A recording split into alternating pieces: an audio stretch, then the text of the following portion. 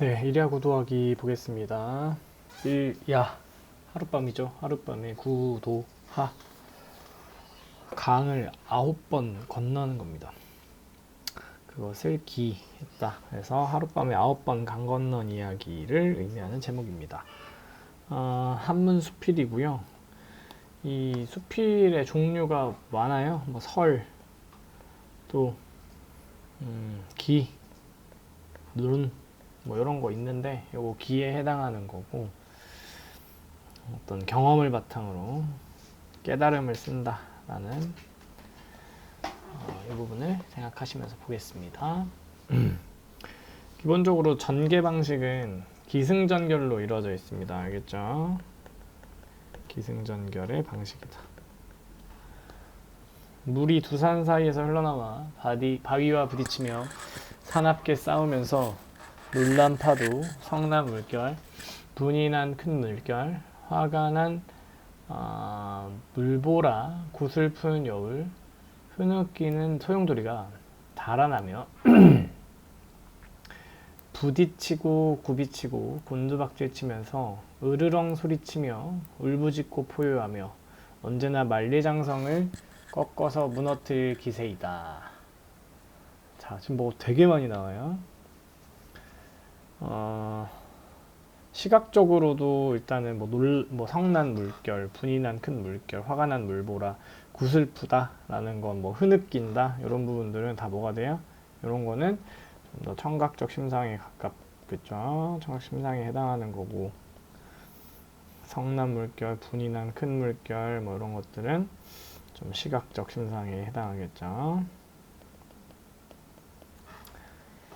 부딪히고 굽이치고 곤두박질 치면서 으르렁 소리, 울부짖고 포효하며 해서 다양한 심상 등을 가지고 마치 강물 소리를 의인법화하는 거죠.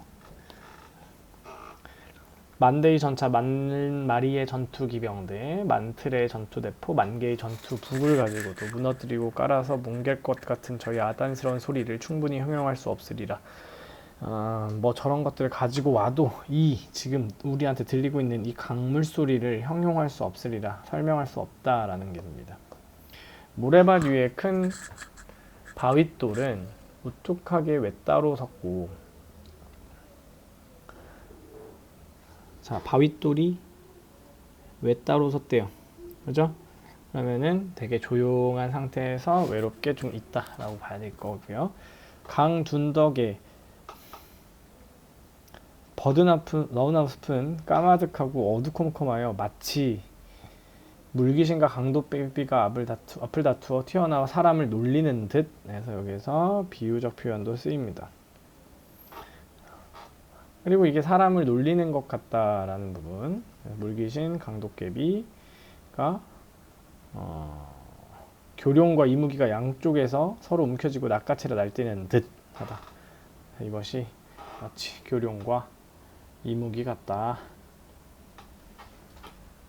혹자는 말하리라. 여기는 옛날 전쟁터이므로 강물이 이렇듯 으르렁거리며 소리를 낸다고. 여기는 옛날 전쟁터래요. 그래서 강물이 이렇게 소리를 낸대. 그러나 이는 까닭이 아니다. 무릇 강물 소리란 듣는 사람이 어떻게 듣느냐에 따라 달려있을 뿐이다. 이거 별표가 3개겠죠. 듣는 사람이 어떻게 듣냐에 따라서 결정된다라는 겁니다. 그렇죠? 작가는 이렇게 생각하는 겁니다. 내가 사는 연암 박지원이죠. 연암협 산 중에는 집 앞에 큰 개울이 있다. 해마다 여름철이 되어 소낙비가 한 차례 지나가면 개울물이 갑자기 불어서 언제나 수레소리, 말달리는 소리, 대포소리, 북소리를 듣게 되어 마침내는 아주 귀에 탈이 생길 지경이었다. 그래서 여름철이 됐을 때 그 개울물 소리가 아주 크다는 얘기를 하는 거죠. 언젠가 문을 닫고 누워서 소리의 종류를 다른 사물에 비유하면서 들어보았다. 그래서 소리의 종류를 무엇에? 다른 사물의 비유. 요 작업을 했다는 거예요. 우거진 소나무 늪에서 퉁소 소리가 나는 것 같은 물소리. 퉁소는 뭐예요? 피리죠, 피리. 피리 소리가 나는 것 같다라는 건 이거는 아주 나이스한 거죠. 그래서 좋은 마음 상태에서 들었을 때 퉁소 소리가 나는 것 같았다는 겁니다. 다음 뭐뭐 한 것 같은 물소리. 이 부분이 지금 계속 뭐가 됩니까? 반복이 될 겁니다. 알겠죠? 뭐뭐 한 것 같은 목소리. 다음 산이 짜게 지고 절벽이 무너지는 것 같은 물소리. 이거는 엄청 큰 소리겠죠. 이거는 무엇? 이거는 분노하는 마음으로 들은 겁니다. 개구리떼가 다투어 우는 것 같은 물소리. 개구리떼가 다툰대요. 이거는 건방진 마음으로 들은 것입니다. 번개가 번쩍하고 천둥이 친대요. 이거는 놀란 마음으로 들은 겁니다. 현물이 화력이 약하고 강함에 따라서 각기 보글보글 끓는 것 같은 소리. 이거는 아취 있는 마음으로 들은 거예요. 아취는 고와한 정취를 이야기한다. 고와하다라는 건 우아하다 뭐 이렇게 생각하면 되겠죠. 그러니까 여기 찬물이 화력이 약하고 강함에 따라 보글보글 끓는, 그러니까 차를 마시는 것 자체가 뭐예요? 되게 좀 우아한 일이잖아요, 그죠? 검은고가 가락에 맞게 소리가 나는 것처럼 똥땅거리는 물소리. 이거는 애잔한 마음. 애잔하다라는 거는 기본적으로 약간의 슬픔을 깔고 있는 거죠. 그래서 검은고가 가락에 맞게 소리 나는 거는 애잔한 마음입니다. 종이 창문에 문풍지가 떠는 듯 파르르 하는 거는 종이 창문 문풍지가 떠는 듯, 이거는 의심하는 마음이랍니다. 됐습니까? 그러면은 총소리가 하나, 둘, 셋, 넷, 다섯, 여섯, 일곱. 오케이? 그래서 바른 소리 듣지 못하는 까닭은 다만 자신이 마음속에 어떤 소리라고 이미 설정해 놓고서 귀가 소리를 그렇게 듣기 때문이다. 자, 이게 이제 별표가 굉장히 중요한 얘기겠죠. 그러니까 이미 마음속에 어떤 소리라고 이미 설정을 해놓은 상태에서 들으면 그럴 수밖에 없다는 거예요. 그죠? 다음. 그래서 여기에서 이제 뭐 여러 가지 물소리 나옵니다. 그래서 물소리 표현되고, 물소리는 무엇에 의해 결정된다. 같은 물소리라도 듣는 이의 마음에 따라 다르게 인식된다 라는 얘기를 한 겁니다. 조선후기 한문수필 보겠습니다. 인류와 구도하기는 조선후기 한문수필로 이때의 수필은 성리학적 관념에서 벗어나 작가의 개인적 경험과 주관적 사색을 중시하고 사물을 바라보는 인식의 변화를 중요한 주제로 다뤘다. 자, 작가의 개인적 경험, 지울게요. 작가의 개인적 경험과 주관적 사색 중시.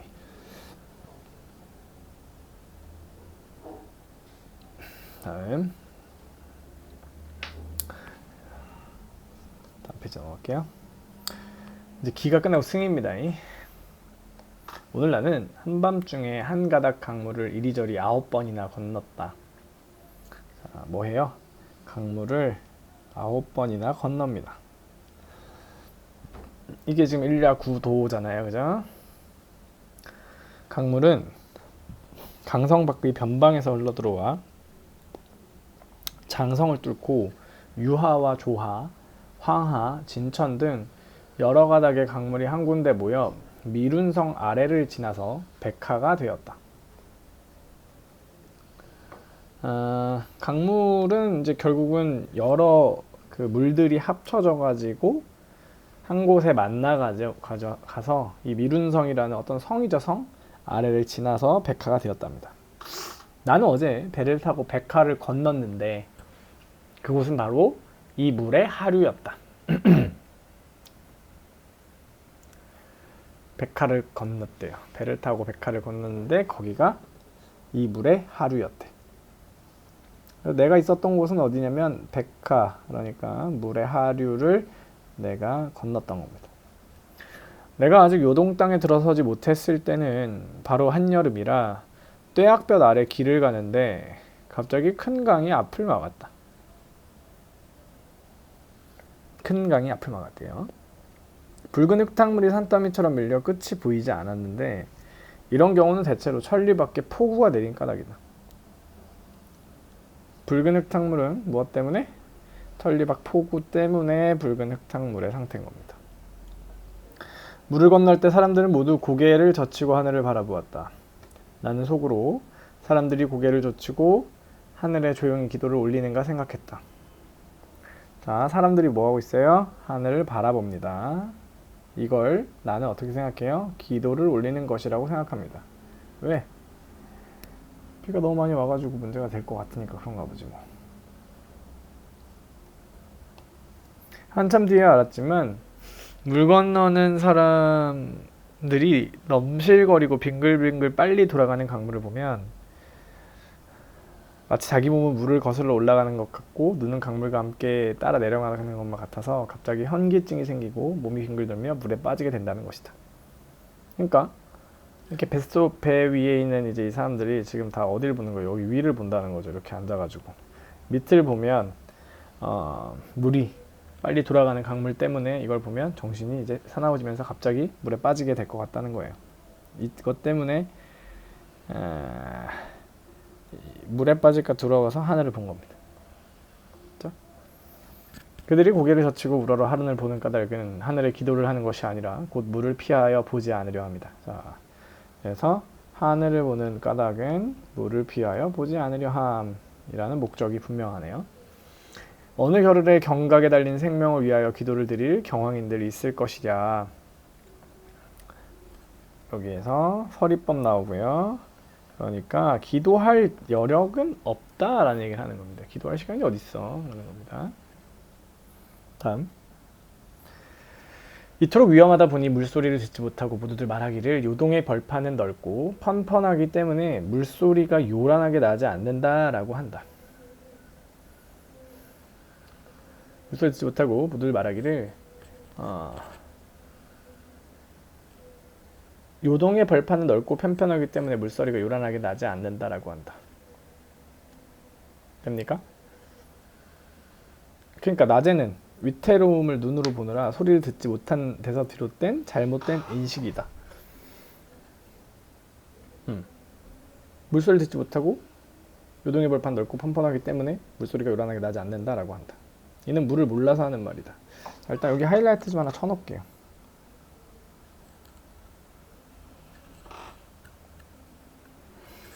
그래서 이 부분을 이해되십니까?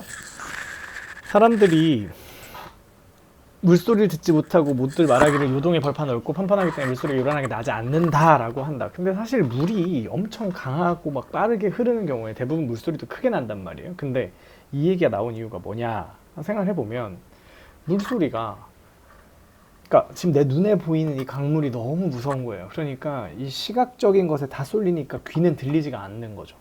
오케이?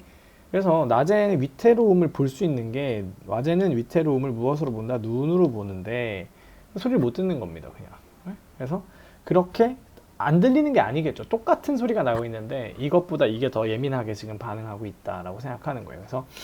그래서 소리를 듣지 못하는 데서 비롯된 잘못된 인식이다라는 거예요.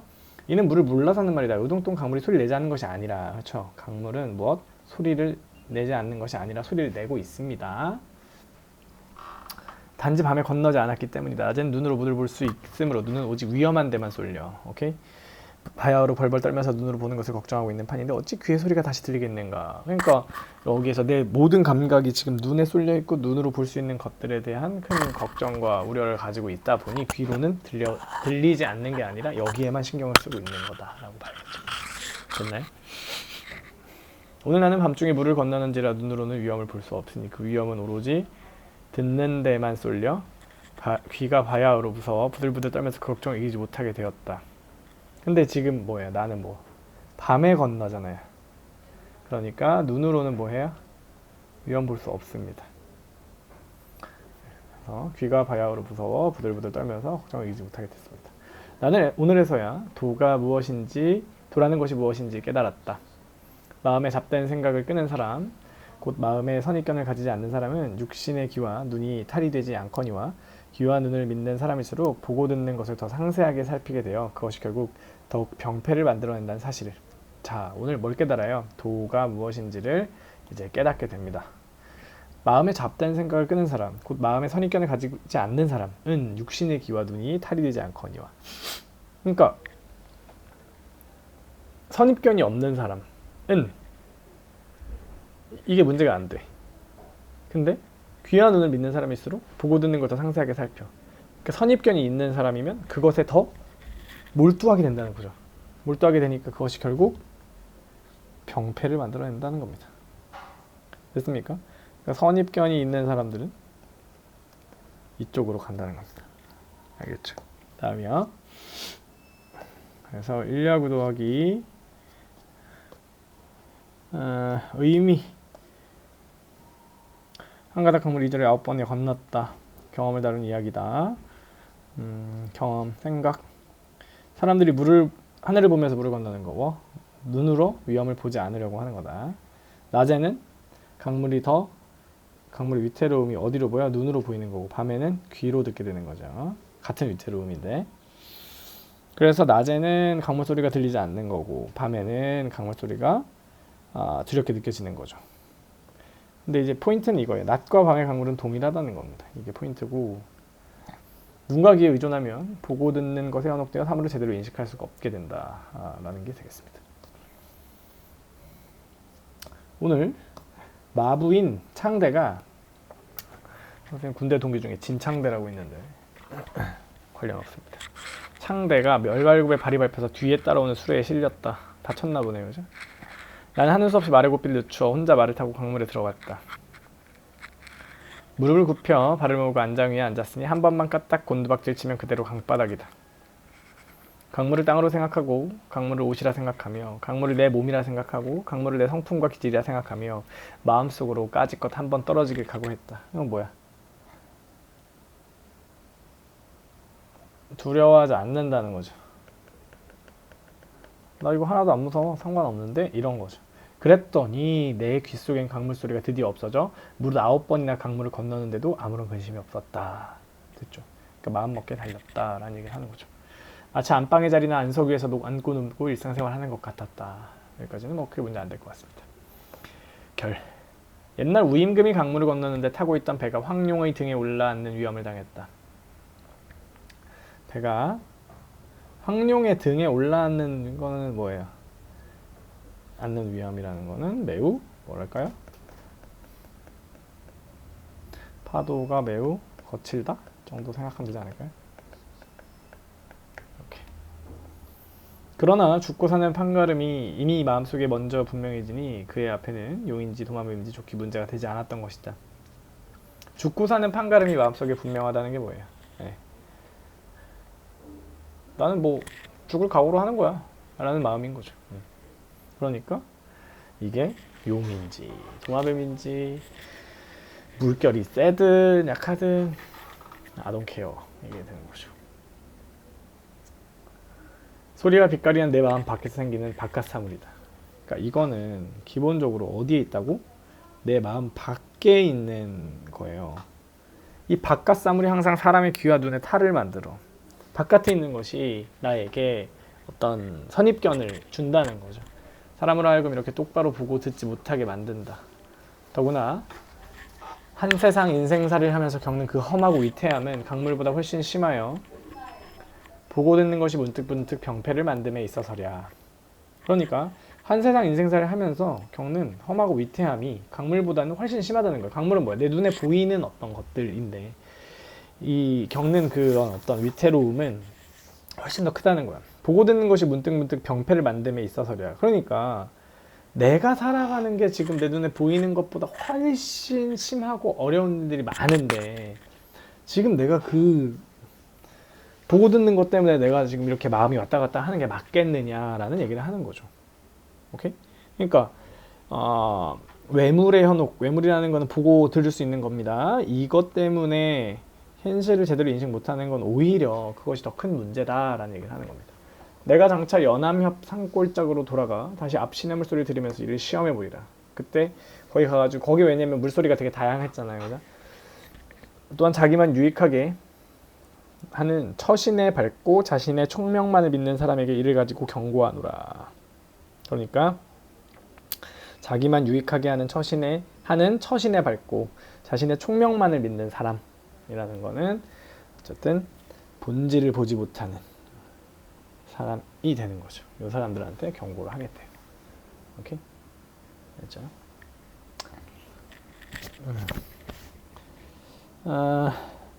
여기 우임금 고사 인용했습니다. 고사 인용. 황룡을 도마뱀처럼 여겨 황룡을 쫓아낸 사람으로 외물에 초연한 인간이다. 외물에 초연하다고. 작가는 자신이 보고 듣는 걸 바깥 사람에 대한 시각이 마음가짐에 따라 다를 수 있다는 깨달음을 보다 설득력 있게 전달하기 위해서 어쨌든 설득력을 높이기 위해서 중국의 고사를 인용한 거다.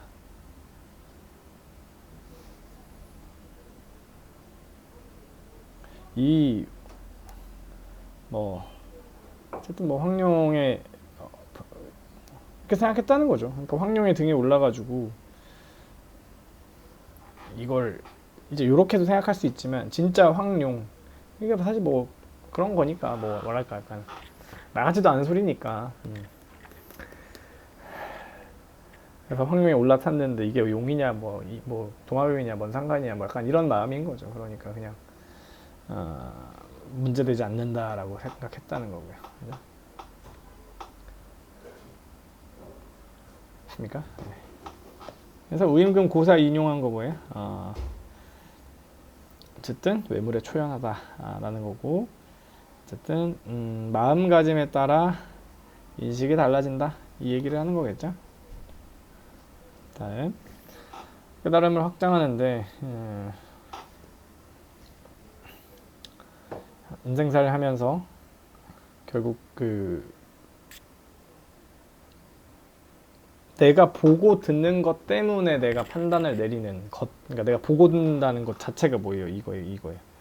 요거 때문에 벌어지는 일들을 경계하라 라는 교훈을 전달하는 겁니다. 1하고 더하기 한문 기행 수필이고요. 구체적 경험 바탕으로 삶에 대한 깨달음을 드러내는 거니까 굉장히 실사구시, 실용적 측면에서 작품이다 라고 봐야 되겠습니다. 그렇죠? 사실의 바탕을 두고 사물을 연구하고 진리를 구한다. 그래서 눈앞의 현실을 있는 그대로 살피자 라는 겁니다. 작품 보시면 알겠지만 기승전결로 갑니다. 그래서 게임 소리가 다르게 들리는 것에 대해서 경험하고 요동의 강물을 건너면서 깨달은 게 있고 한밤중에 한 강물을 9번이나 건너는 경험을 하게 되죠. 그걸 통해서 결국 어떤 깨달음을 전달하고 있습니다. 그렇죠?